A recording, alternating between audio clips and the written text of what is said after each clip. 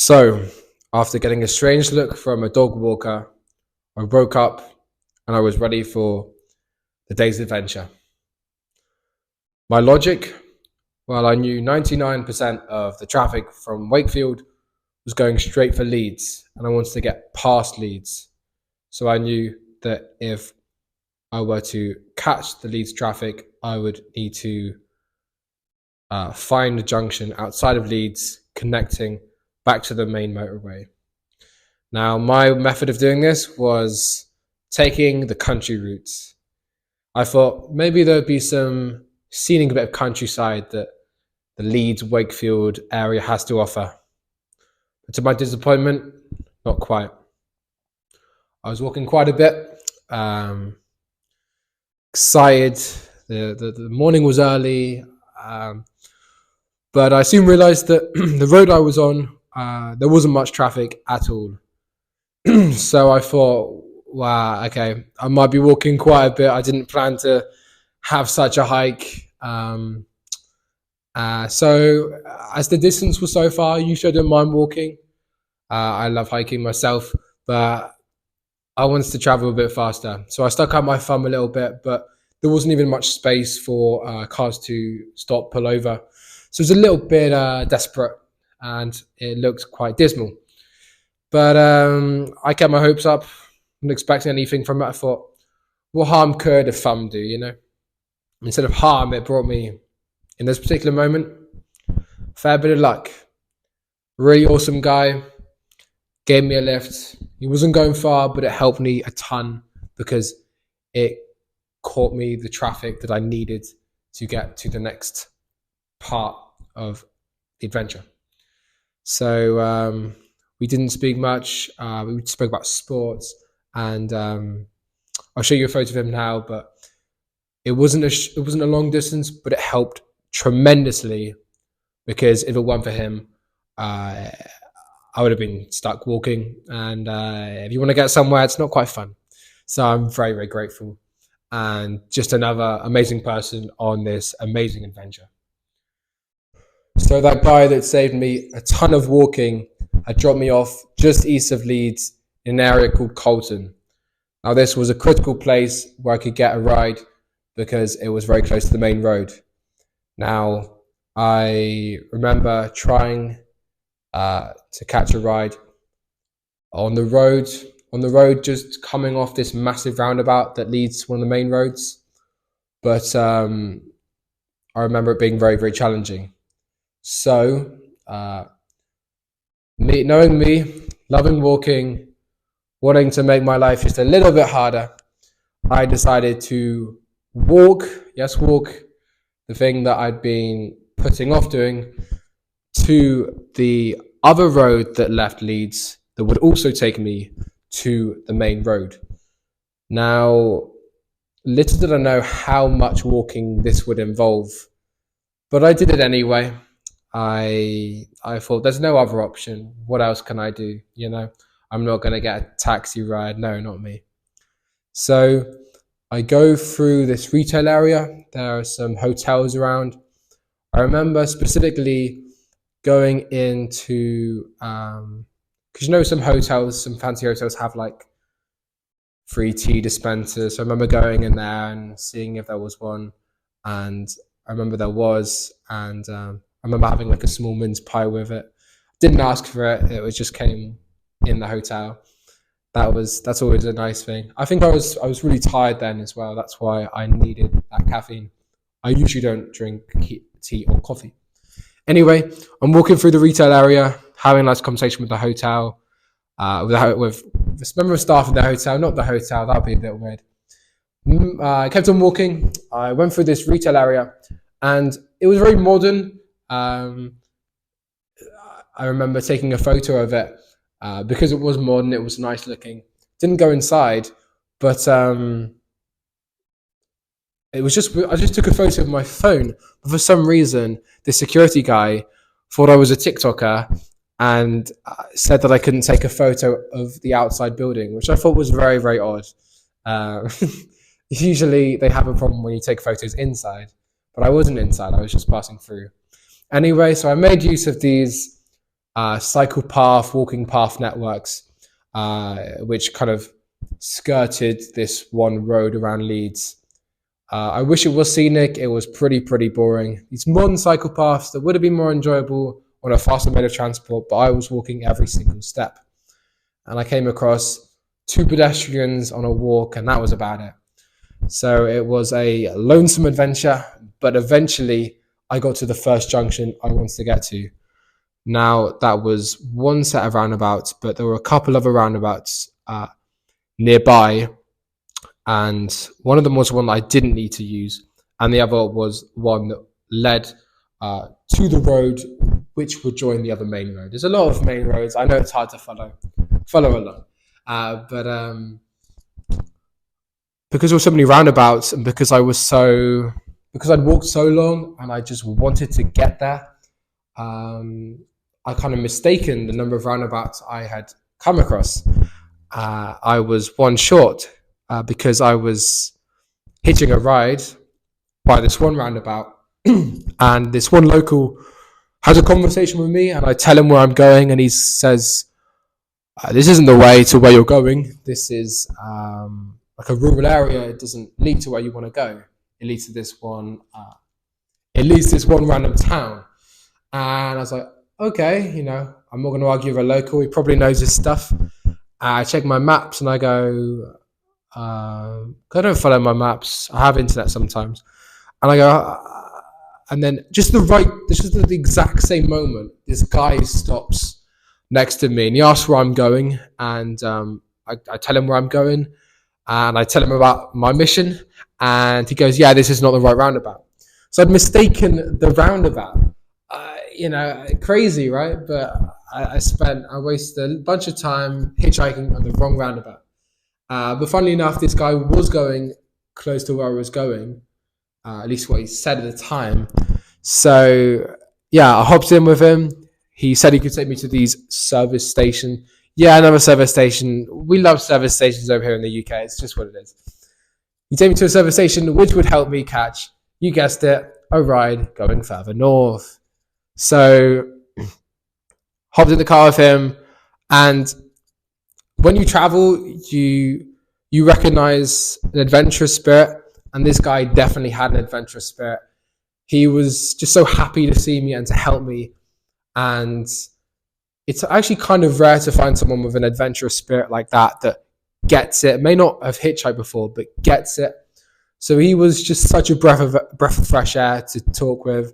I love speaking with him. He spoke about his road trip adventures in the United States, which later I would be going to.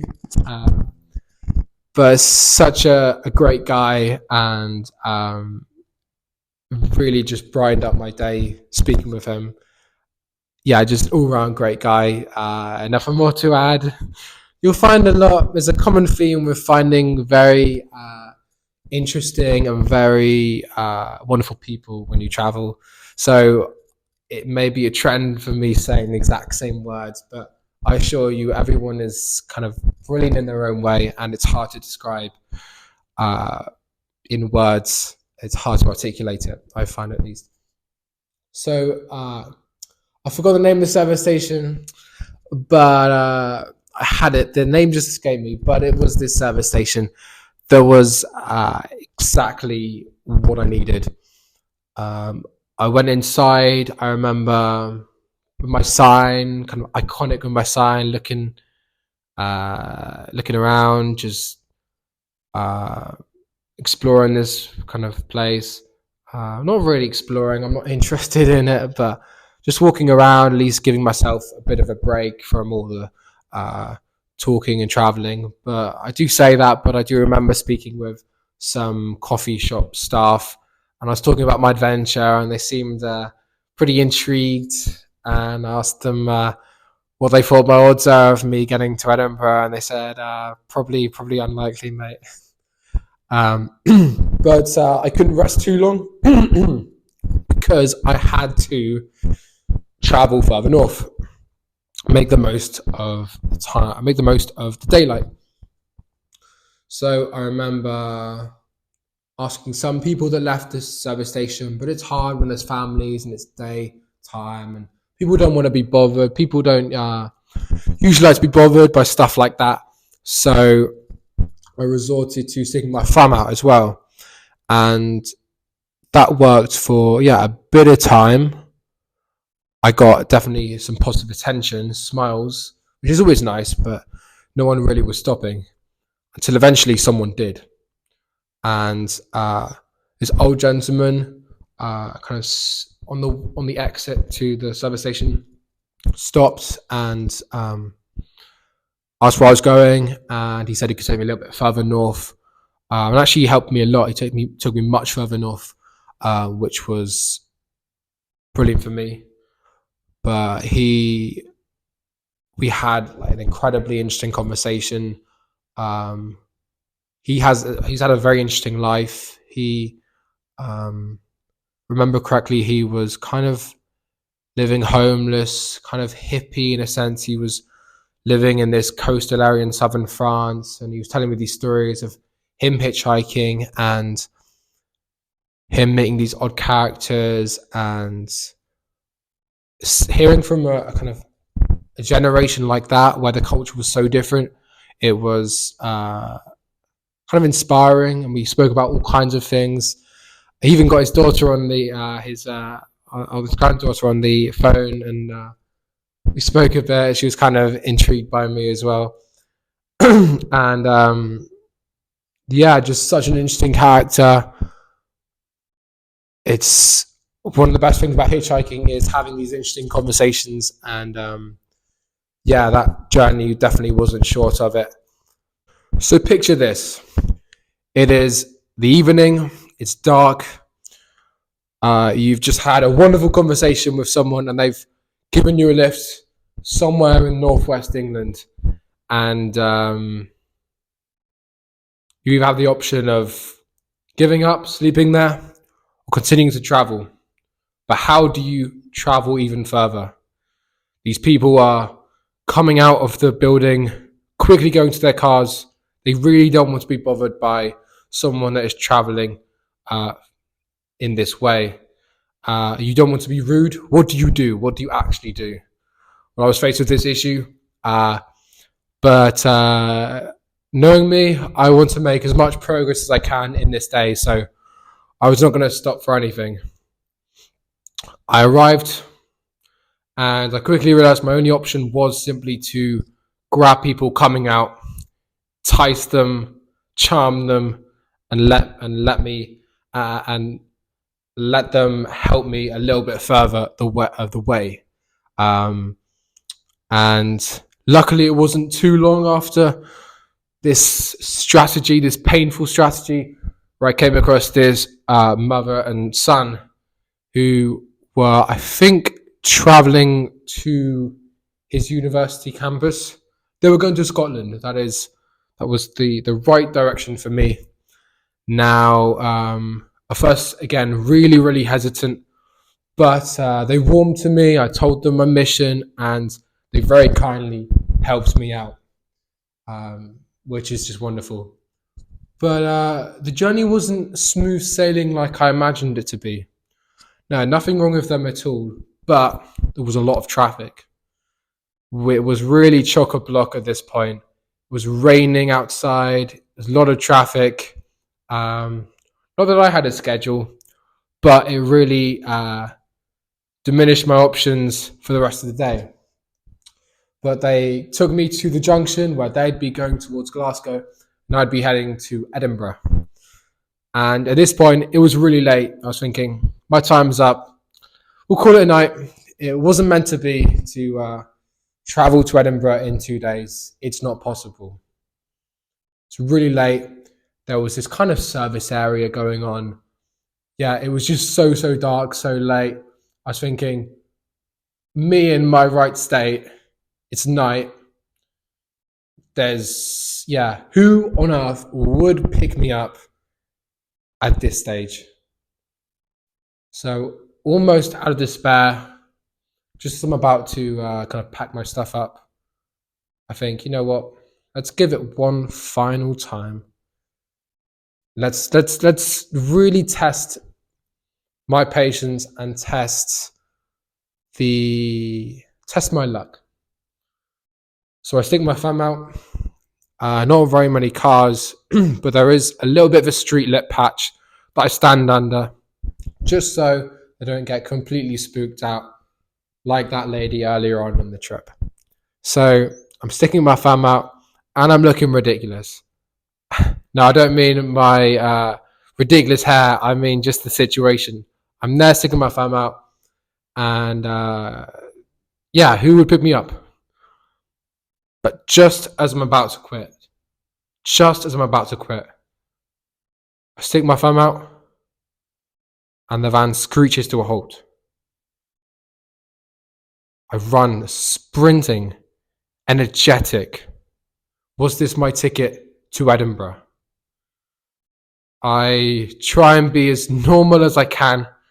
I speak to the driver and ask if I can join them to Edinburgh. I'm going there for New Year's Eve.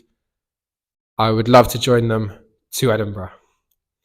And they very kindly oblige. But they do say there are no seats left.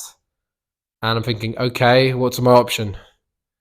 And they go, back of the van. I'm like, wow, I'm in someone's travel van, living the van life. Not how you'd imagine it though, not how it is on social media, but in their van. Honestly, I took the opportunity. What a privilege to be in someone's van, because people on van life, their van is a pretty kind of important thing, you know, and to be in there, pretty cool. But it was dark. There wasn't much admiring of the walls and the plants going on. So I take it. So I'm in the back of the van, no seatbelt, and I'm here for the ride. I'm here for the adventure. I make conversation with them. I tell them what I'm doing. They ask if I'm mentally insane. I go, no, only joking. But they worry about me a little bit. But I tell them it's all in all just for the good adventure. And turns out they live in Edinburgh, and they're visiting family in Edinburgh, but they were having this van to explore all of Scotland. So they'd travelled so much of Scotland. They told me all about the road trips they'd been on, and they were visiting family in Edinburgh. And yeah, it was just brilliant to hear their adventures, and it was such a relief, such a miracle that someone was there to pick me up in one of the least expected times ever. So this was it. I was going to be heading my way to Edinburgh in time. I was a day early, mind you. But here I was, arriving out of the van, rolling out with my backpack, and here we are. It's Edinburgh. I took a photo of them as soon as we arrived. I did ask them where I could camp potentially, and they're like, "Oh, there's a park here," so they dropped me off near this park. And I said goodbye to them. I thanked them. I did offer them some food, but the biscuits kind of crumbled out of my backpack at that point. But yeah, my plan was to find somewhere to sleep for the night and explore Edinburgh the next day. The park they dropped me off at wasn't great because all it was a slope, and it had recently rained, so not the best place to camp, to be honest. But I found a nearby tennis courts. I was looking around, I found nearby tennis courts. I was like, any bit of land will do, just somewhere out of the way. And I did have a waterproof cover for my sleeping bag, but having some kind of a roof at least felt a little bit better. And that came in the form of a kind of decking near this tennis courts area. It wasn't that comfortable. I was laying on stones, but with a thick winter sleeping bag, it will last the night, whatever. So absolutely exhausted from the entire day of traveling, and hoping that no one would interrupt me in my sleep, I called it a night. This was took 2 days to travel to Edinburgh. No public transport, no car whatsoever. And even though I was in Leeds up until midday this second day, similar story to the blunder of fleet services, I had miraculously made it, which was such an adventure.